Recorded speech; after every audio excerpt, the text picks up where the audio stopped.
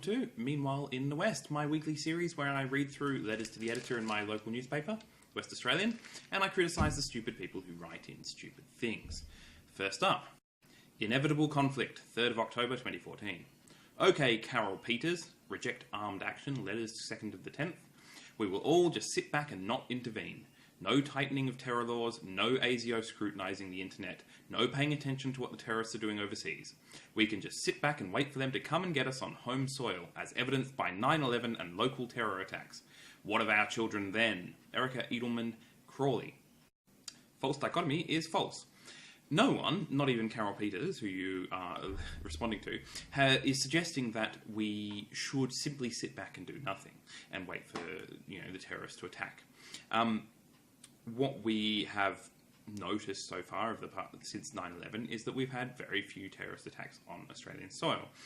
In fact, it's hard to think of any, really. There was a recent stabbing where allegedly some kind of jihadi, terroristy type person, acting alone, stabbed 2 police officers and himself was shot. That's the only one I can bring to mind. All the other terrorist attacks that I'm aware of that have involved Australians being killed have happened primarily, targeted Australians, have happened primarily in Indonesia, and then we've lost some in the wars against terror in Afghanistan and Iraq. We've lost soldiers. This, if I take a pragmatic approach, this would suggest to me that, our current security arrangements must be pretty good. We've had a few plots to do things here in Australia, and those plots have been foiled. Now, if you want to make some kind of case, or the security agencies want to make some kind of case that there is a new threat that they are unable to deal with effectively under the current legislation, then I think that would be a reasonable thing. But I've not seen that being done. All I've heard is we have recently foiled a number of plots, or we've had an attacking that ISIL is active in the Middle East, and therefore, simply because of that, we need to allow the security agencies more leeway in doing things. They need to have more ability to monitor our internet usage without warrant. We need to somehow have more powers in our domestic spy agencies to spy on Australian citizens.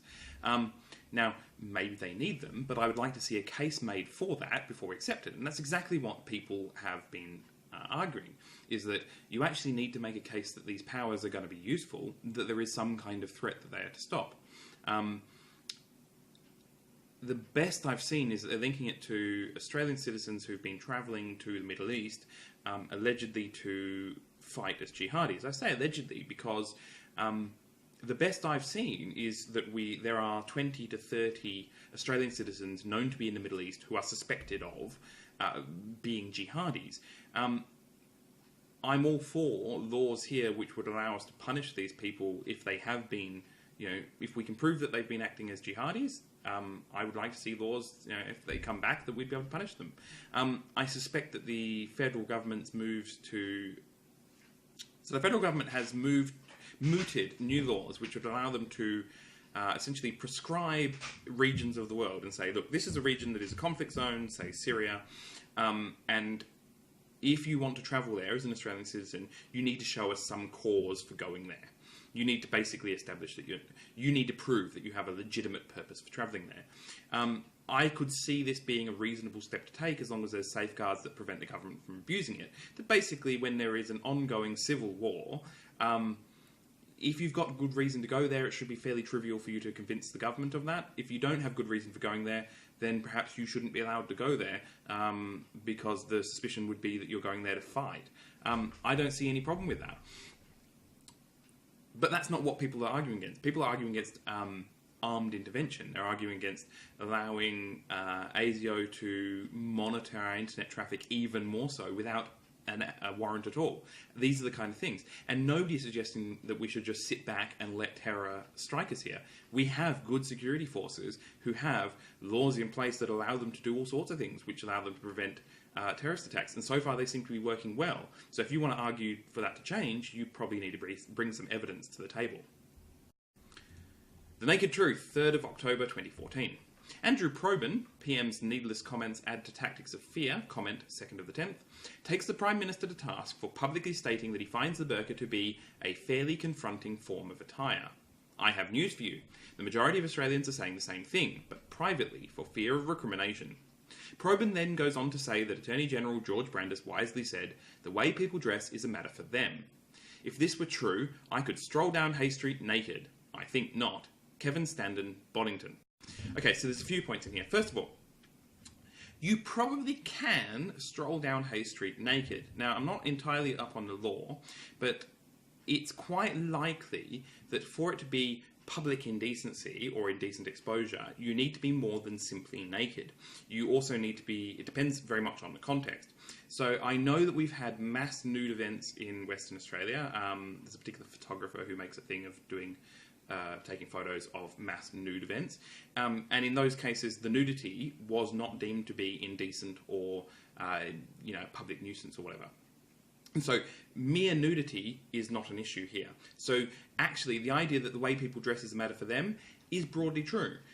We don't actually have any laws against the way that people dress, as long as the way they dress is not, by common sort of standards, intimidating or threatening. Or obscene. And even the obscenity laws are quite weak here. There's a lot of freedom to basically wear things that some section of the community might feel is insulting. That's not necessarily obscene. Now, there are indecent exposure laws here, and if you want, we're very careful, all you would need to do is cover your genitalia. As long as you cover your genitals, literally just your genitals, you could wear an athletic supporter, say, or a cup, then you can stroll down Hay Street wearing as little else as you like, and there is nothing in the law to prevent you. So broadly speaking, absolutely. And the same would go for wearing a burqa. If you want to dress in public that way, you are perfectly entitled legally to do so. Now, the criticism of the Prime Minister was not because he simply said, context-free, that he finds the burqa to be fairly confronting.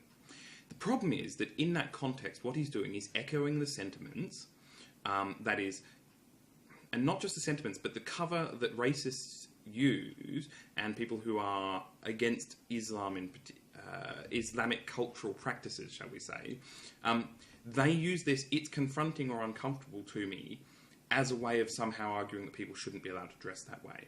And the Prime Minister was echoing that. And the criticism comes not necessarily that he finds it personally confronting, because that may well be his personal response to that, but that he obviously didn't realise that if he finds it personally confronting to see somebody wearing a burqa, that is his problem. If I find it personally confronting that somebody is breastfeeding in public, that's my problem, not theirs, and is no basis for any kind of argument that they should refrain from doing that behaviour. And the same with the burqa wearing. And so when the Prime Minister said it, he either was unaware that this is his problem that he, should just get over, because he certainly didn't say that, or he's aware of that and he was deliberately saying it. This gets into the idea of dog whistle politics, and it is, with some reason, suggested that essentially he was appealing to the racist voter by echoing their sentiments. The racist person says, I am uncomfortable with the way that, being around Muslim people, therefore I shouldn't have to be around Muslim people. I should be free to go live my life in public as I please, and Muslim people shouldn't simply not be there, because I find that confronting and uncomfortable. That's the sort of, the racist kind of message, and that what Tony Abbott was doing was echoing a small part of that, so that other people would feel reassured in their racism. What he should have said, if he was going to be honest about how confronting it is, say, look, I find it somewhat confronting, but that's my issue, and I need to get over it, as does every other person who has that as an issue. And that's not what he said. Now, whether or not the majority of Australians agree, I doubt very... Well, you know what? I could be convinced either way. But simply your experience that the majority of people you know happen to feel that way is probably more a reflection of your social circles. Nobody I know feels that way. But that's probably a reflection of my social circle. So I'd like to see some evidence before I accept the idea that most Australians find the burqa uncomfortable. Let's go carolling, 4th of October 2014. There's hope for us all yet. Abbott reverses on burqa ban. Now, the burqa is not going to be banned because that would discriminate on religious grounds. Presumably, this means kids in government schools will be able to sing Christmas carols and stage nativity plays. And shopping centres can display nativity cribs in what is still, after all, predominantly a Christian country. Jill Dwyer, Warwick. So, more burqa stuff, and this is kind of the topic du jour at the moment. As far as I'm aware, kids in government schools are perfectly entitled to sing Christmas carols. Now, there is no ban on it in Western Australia. There's no ban on religious observance in schools. I don't know if they've got... No, I know they haven't got rid of it. During assemblies when I was growing up, we used to say the Lord's Prayer. Every assembly. I wasn't a Christian and many other students weren't either. None of us took it seriously, and so we weren't offended by it. Now I look back, it's kind of weird. As far as I know, there's nothing stopping the singing of Christmas carols, particularly if it's not done as a religious thing. I think around Christmas time, as part of a celebration of Christmas culture, I think the Christmas carol singing is fine. I know that some schools have had issues with nativity plays. Issues, I say, not a ban. Because some schools are situated where there is a large non-Christian contingent of their students. And as a result, they've moved away from doing explicitly religious things around Christmas. That to me seems reasonable. I'm pretty sure those schools in areas which are still overwhelmingly Christian get away with doing all sorts of Christian stuff. It's not banned. It's discouraged. So, my understanding, and I could be wrong on this, and I would like, but my understanding is that the official government position, the education department, is that essentially schools should be allowed to do whatever, as long as it doesn't offend the students and the parents of the students in those schools. That essentially you can get away with doing stuff that's religious if your students are religious. If you're not massively religious, but you can talk about that religion and you can do things that are nominally religious. Singing Christmas carols is so secular these days, I would be surprised if there was any kind of outrage. Most schools that I'm aware of handle these things sensitively, so that they have them as optional, the kids don't have to join in if they don't want to, they do a range of things around Christmas where they recognise the variety of faiths present within their classes. These things are not an issue, they're certainly not banned. And the other thing is, shopping centres can display nativity cribs and there's nothing stopping them whatsoever. Shopping centres have chosen not to do that because it is seen as being particularly religious. And Australians aren't that religious. Even the nominally Christian majority here in Australia, the vast majority of, could not care less about religion. And so nativity plays and nativity displays in shopping centres just aren't of value to most people. And so shopping centres stop doing them. They still bring in Santa because that's what the kids want. If you had a large Christian group who wanted to do that, put up some display in a shopping centre, I'm sure most shopping centres that are not in areas that are, say significantly not Christian, would be happy to do that. None of this is about government bans. And so this hard done by feeling of Christians that somehow their religion is being shunted out of public life by government decree is completely wrong. Their religion is being removed from public life because the public don't care about it. We have steadily become a secular country, becoming even more secular and non-religious simply because of the failings of the church, and it's irrelevant to most people these days. Giving birth at home, 4th of October 2014. As someone who's experienced both hospital and home birth in the birth of my children, I fully sympathise with those involved with the current inquest on their babies after home birth. Home birth gave me a peace and strength that I did not experience in a hospital setting at the birth of my first child. Labour is hard and sometimes long and frightening. The comfort of one's own home significantly mitigates these factors, and, coupled with expert care from midwives and doctors, a safe birth can be achieved. Henrietta Brennan, Marangaroo. Okay, so recently there's an inquest started into the deaths, or the deaths of children who were home birthed, deaths either at the point of birth or shortly thereafter. I think there's 3 babies. And this is somewhat of a contentious topic in the birthing arena here. So I'm not an expert. We had a child 3 years ago, and at that point I did investigate home birthing and the various risks and benefits thereof. at the time because I was interested. We opted not to have a home birth. It was never a likely thing. We had no interest in doing that. Now, my understanding is this. Up until a little while ago, home birthing was considered a safe option, or a sufficiently safe option for women who wanted to do that, to have it as long as their pregnancy was judged to be low risk. By low risk, there's some kind of standard set of risk assessment that midwives, nurses, and obstetricians can do, where they look at a variety of things about, how many births the mother has had, a variety of other sort of, the mother's overall health, age, things like this, and comes up with a fairly standard risk assessment, which I think divides people into low, medium, or high risk. And the thinking was that as long as you were low risk and you were going to have a midwife present at the birth, and I think it was within metropolitan Perth, that is, you're never that far from a hospital, that this was considered, medically sufficiently safe to go ahead.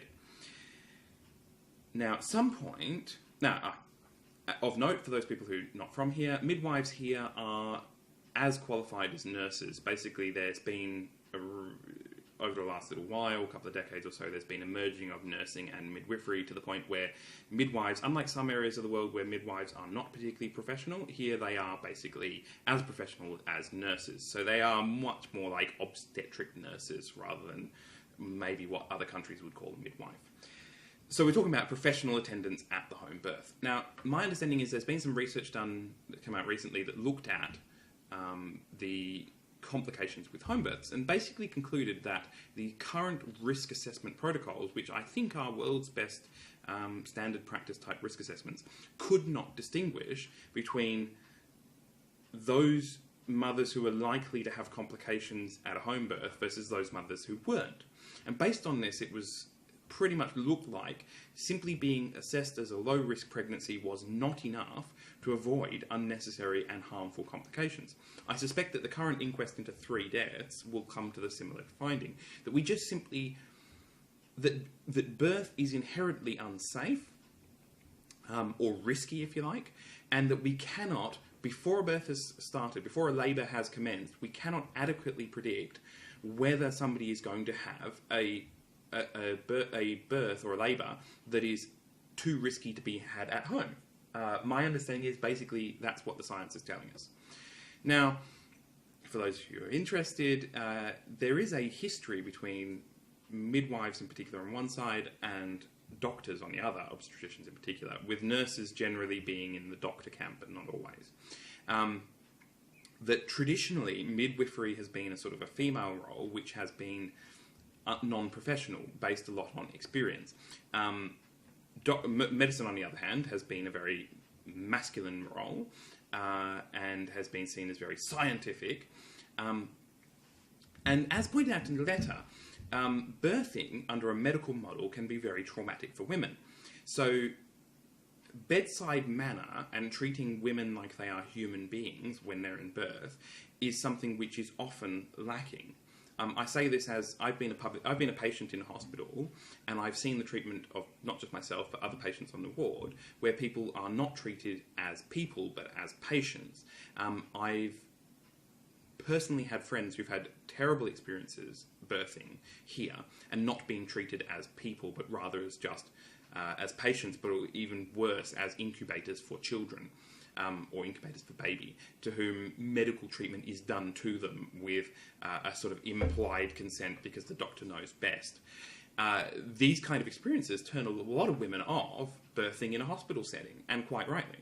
The problem is that the alternative, birthing in a home birthing under a sort of a much more woo-woo, perhaps traditional midwifery setting, is dangerous. The science shows us it's much more safe to be at hospital, but our hospital settings are often horrible to mothers. The solution here is not to encourage home birthing. The solution is to fix what's happening in hospitals so that women can feel empowered and treated like living, breathing people who actually matter and are central to the birthing process, rather than just carriers of children to whom the birth is done. And that goes for all patients, but in particularly women who are vulnerable are much more likely to experience these kind of things. And so the solution, as I say, is not to encourage home births, but rather to fix what's wrong with our hospital system. Lastly, a level playing field, 6th of October 2014. A few weeks ago, I took my grandchildren aged 2 and 4 to a popular play venue where there is an area for children aged under 4. On entering it with my 2-year-old, there were 4 women seated in black burqas, which was confronting enough to me, but my grandchild was scared and timid. I tried explaining to him it would be alright and that ladies were underneath the attire, but I couldn't convince him. So after paying to get in and looking forward to a few hours of fun, we had to leave. I am incensed that in my own country, Australia, it has come to this, that an Australian child can't attend a play venue. I find this discriminatory. J. Newman, Cardinia. So yeah, burqas are all the rage this week. And see, I can't help but suspect that your 2-year-old grandchild who had this reaction to burqa-wearing women perhaps had this reaction because of the role modelling they had from the people in their life, like you, who find such burqa-clad women confronting. I have a 3-year-old child, and we've come across burqa-wearing women, and he has not even noticed. He has not even distinguished them as different from any other person, despite them being clad in burqas. And so on, that's, a very small sample, but I suspect that some of the learning this child has had has been to find these things confronting because you yourself, or perhaps other family members, find them confronting. And even if they did find them confronting, and I can understand why a child may, finding these things, burqa-wearing women, to be unusual and therefore unsettling, yes, it's incumbent upon you to do something about that as the child's caregiver. It's not up to the other person to change the way they look. Children react to other people in all sorts of strange ways. For a while there, I had a beard, and other people's children were scared of me because I had a beard. Fair enough. I wasn't going to lose the beard simply because they were afraid of me. They were going to have to get over it if they were going to spend time around me, which they did. We'd go to a play group. Some of the kids there were scared of men with beards for whatever reason they had. I didn't feel the need to get rid of my beard simply because it was prompting that in them. It's up to their parents to help them deal with it. And I, would help them deal with it as best I could, as I'm sure most burqa-clad women would do so in this case. If you were to approach these women and say, excuse me, my child is upset because they don't really know what's going on with the burqa, can you, please reassure them that there's a person under it? I would be very surprised if this person would not want to help the child, especially as a parent themselves, to overcome whatever fear they have of the burqa. And so, yes, I think this is pathetic. And I also think it's really pathetic for you to then claim somehow that your child could not attend this play venue. It was your choice. It's your bigotry, essentially. It's your prejudice against burqa-wearing people that has prevented this child, or your inability to deal with your child's upset behaviour. It is not discriminatory. In fact, it's the opposite of discriminatory to allow anybody who is not breaking any laws or doing anything particularly odious to access these same play venues that everybody else can access. Anyway, that's it for this week. I feel so much better. I hope this week is much less to do with burqas than the last week's been, but who knows, maybe it will be. Anyway, hope you're all feeling better too, and I'll see you next time when we find out what's happening in the West. See you later.